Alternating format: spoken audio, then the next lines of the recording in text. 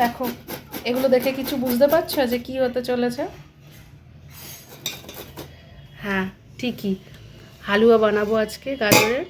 প্রতি বছরই শীতকালে বানাই, এটাও যেন পিঠেপুলির মতো শীতকালের একটা কম্পালসারি আইটেম। তো এটা আজকে বানাবো। তো এই কাজটায় প্রতিবারই আমার বর আমাকে হেল্প করে, কারণ কেনই বা সবসময় মেয়েরা করতে হবে এরকম বলে তো ব্যাপার নেই। আমি তো করে খাওয়াচ্ছি, তো ও এই কাজটা হেল্প করে। একা করতে তো হাতে ব্যথা হয়ে যায়, প্রতিবারই ওকে এটা করতে বসায় আর ও খুশি মনেই করে দেয়। সব হাজব্যান্ডেরই উচিত ওয়াইফকে একটু আধটু হেল্প করা বাড়ির কাজে। আমরা করে খাওয়াবো, ওরা একটু হেল্প করবে, এটাই। তো কতদূর তোমার হয়ে এসছে? কোথায়? এখনো অনেক বাকি। ঠিক আছে, করো। দেখ, পুরো ছাঁচা রেডি আমার। এবার আমি করে নেব। কড়াইতে ঘি দিয়ে দিয়েছি, ঘিটা গরম হয়ে গেছে ভালো মতো। এবার এতে আমি গাজরগুলো দিয়ে দেবো।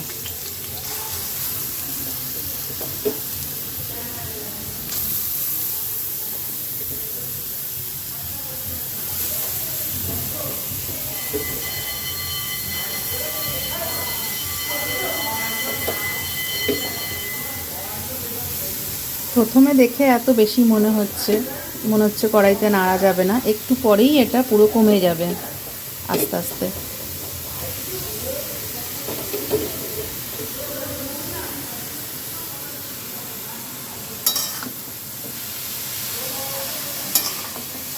ভালো করে ঘিয়ের সঙ্গে মিশিয়ে দিই। একটু পরেই গাজর থেকে জল ছাড়া শুরু করবে, আর সব ঘিগুলো সঙ্গে গাজর মিশে যাবে, আর আস্তে আস্তে এত ভর্তি কড়াই থেকেও অনেকটা কমে যাবে। গাজরের এই রঙটাই কি সুন্দর লাগে না?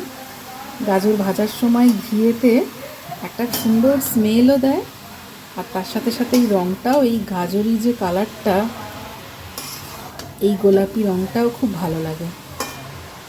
আর এই আইটেমটাও এমনিতে সবার খুব প্রিয়। শীতকালে একবার অন্তত না করলে ঠিক জমে না।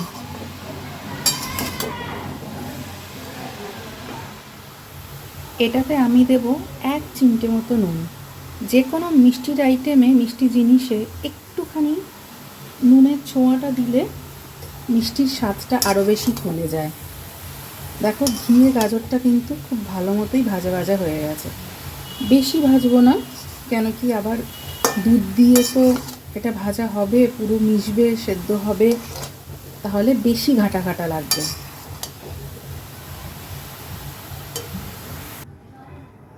এখানে আমি লিকুইড দুধ দিয়েছি 1 লিটারের মতো, কারণ আমার এখানে 1.5 কেজির মতো গাজর আছে। তো এখানে টোটাল 1.5 লিটারের মতো দুধই লাগবে, কিন্তু আমি 1 লিটার এখানে লিকুইড দুধ ইউজ করেছি, আর 500 মতো সেটা আমি গুঁড়ো দুধ গুলে দেব। মানে এটা অপশনাল, কেউ চাইলে কনডেন্স মিল্ক ইউজ করতে পারো, কেউ চাইলে ওখানে খোয়া ক্ষীর ইউজ করতে পারো, বা চাইলে কেউ কোনো দুধের মানে কি বলবো, ক্ষীর টাইপের সন্দেশ, মানে কালাকাঁদ টাইপের, সেগুলোকেও ভালো করে দুধের সঙ্গে মেখে নিয়ে ইউজ করতে পারো। আলটিমেট কথা হচ্ছে আমাদেরকে ক্ষীর ভাব আনা যায় যেটা দিয়ে, সেটা ইউজ করা যেতে পারে। সেটা অপশনাল, যে কোনো, যেটা খুশি তোমার কাছে অ্যাভেলেবেল আছে সেটাই তুমি দিতে পারো। খোয়া ক্ষীর, কনডেন্স মিল্ক বা গুঁড়ো দুধ। আজকে আমি গুঁড়ো দুধ ইউজ করেছি, তাতে চিনিটাও কম লাগবে আর ক্ষীর ভাবটাও আসবে। লিকুইড দুধ তো দিয়েছি, বা তোমরা যদি সেগুলো কিছু না দাও তাহলে তুমি 1.5 কেজি গাজরে 1.5 লিটার দুধও ইউজ করতে পারো, মানে লিকুইড দুধ। আমি এখানে 1 লিটার লিকুইড দুধ দিয়ে দিয়েছি।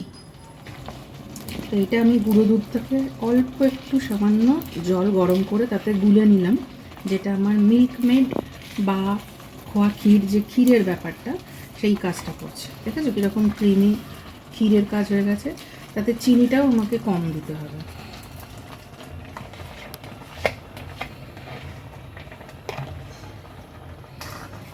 ওই যে বলেছিলাম 1 লিটার লিকুইড দুধ দিয়েছি, বাকিটা আমি গুঁড়ো দুধ ইউজ করলাম। চাইলে খোয়া ক্ষীর বা কনডেন্স মিল্ক, যেটা তোমার কাছে অ্যাভেলেবেল আছে সেটাই তুমি ইউজ করতে পারো।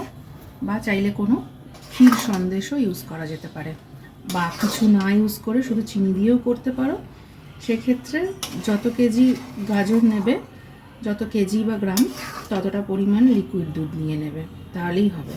কিন্তু কোনো একটা ক্ষীর জাতীয় কিছু অ্যাড করলে তাহলে ক্ষীর ভাবটা বেশি ভালো হয়। আর এই হালুয়া তো আমরা প্রত্যেকেই খেতে খুব ভালোবাসি, আমার মনে হয় যা। কিন্তু দোকানে তো অ্যাভেলেবেল আছে, আজকাল তো সব জিনিসই দোকানে কিনতে পাওয়া যায়, পিঠে পুলিও কিনতে পাওয়া যায়, নাড়ু সবই পাওয়া যায়।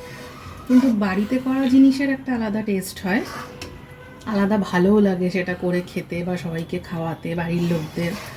তো সেই জন্যই বাড়িতে করা।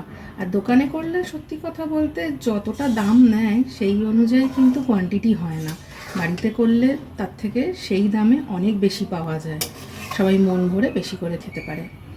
আর এই যে ঘি এর সঙ্গে গাজর ভাজা হয়েছে, তার সঙ্গে দুধ, ক্ষীর সব কিছু যে পড়ছে, পুরো স্মেলটা ভরভর করছে চারিদিকে। চলো এটা এখন তো এটা পুরোটাই টানতে হবে, সময় লাগবে। দেখুন দুধটা আগের থেকে অনেক টেনে গেছে, নিচে হালকা হালকা লাগছে, এখনও অনেক টানাতে হবে। এই পর্যায়ে আমি মিষ্টিটা দিয়ে দেব, মানে চিনিটা নিজের স্বাদ অনুযায়ী টেস্ট করে নিয়ে দেবেন, কেন কি এক একজনের মিষ্টি ভালো লাগা এক এক রকম। কারণ এর মধ্যে অলরেডি আমি গুঁড়ো দুধ দিয়েছি, তো আপনারা কনডেন্স মিল্ক দেন আর যাই দেন তাতে তো মিষ্টি থাকে, তো সেই জন্য মিষ্টিটা বুঝে দেবেন টেস্ট করে। তো আমি আন্দাজ করে দিচ্ছি, যদি লাগে পরে আবার চেক করে দেব। কেন কি গুঁড়ো দুধ ইউজ করা হয়ে গেছে, তাতে অলরেডি মিষ্টি আছে। এবারে টেস্ট করে দেখি চিনি দেওয়ার পর। এখন এই চিনিটার জলও তো বেরোবে, গলবে। দেখেছেন কতটা টেনে গেছে? এটা আরও পুরো মাখা মাখা, সবাই জানেন কীরকম হয়, কতটা টানতে হবে। এই যে আমি মিষ্টিটা মিশিয়ে দিলাম, আরও টানুক আস্তে আস্তে। দেখো রঙটা কি সুন্দর এসছে। এখন আমি এতে আরেকটু মিষ্টি অ্যাড করেছিলাম টেস্ট করে, সেটা আর আমি ভিডিও করিনি। আমি তো বলেইছি যার যেরকম টেস্ট লাগবে মিষ্টিটা সে তার মতো দিয়ে নেবে। তো এখন অলমোস্ট অনেকটাই টেনে গেছে। এই পর্যায়ে আমি এলাচ গুঁড়ো করে রেখেছি, সেই এলাচটা দিয়ে দেবো। এই দুধ, গাজর, ঘি, এলাচ এইসবের কম্বিনেশানে যে স্মেলটা আসে না, অসাধারণ একটা স্মেল আসে। এলাচটা এখন মিশিয়ে দিলাম, আর একটু টানবে। এটা তো মোটামুটি হয়ে এসেছে, এলাচ গুঁড়োটাও আমি দিয়ে দিয়েছি, আর একটু টানলেই হয়ে যাবে। তো এখন আমি নামাবার আগে আরেকটুখানি ঘি ইউজ করছি এতে, তাহলে লাস্টে স্মেলটা থাকবে। শুরুতে তো গাজর ভেজেছি যখন, তখন একটু ঘি দিয়েছিলাম, এখন আরেকটু দিচ্ছি। যদি পরে তোমরা এটা রেখে রেখে খাও না, তাহলে ফ্রিজে তুলে রাখলে পরে খাওয়ার সময় হালকা একটু গরম করে নিলে ভালো লাগবে, এই ঘিটা ছাড়বে। দেখো কালারটা কি সুন্দর আসছে, যত হয়ে আসছে কালারটা অসম্ভব সুন্দর লাগছে। আর এই স্মেলটা পুরো, ভিডিওতে তো আর স্মেল বোঝানো যায় না, পুরো আমাদের বাড়ি মোমো করছে স্মেলে। আমি এখন এতে ভাঙা কাজু দিয়ে দিচ্ছি, এখন একটু দিচ্ছি, আর হয়ে যাওয়ার পরে ওপর দিয়ে একটু গার্নিশ করে দেবো। তোমরা চাইলে অন্যান্য ড্রাই ফ্রুটসও দিতে পারো, যেমন কিশমিশ তো দেওয়াই যায়, পেস্তা, বাদাম অন্য দিতে পারো। পেস্তা দিলে ভালো লাগে, কিশমিশ দিলে ভালো লাগে। তো আমি আজকে শুধু এই ভাঙা কাজুটাই দিচ্ছি। এটা হয়ে গেছে। টেক্সচারটা দেখেছো কত ক্রিমি, আর কালারটা দেখো।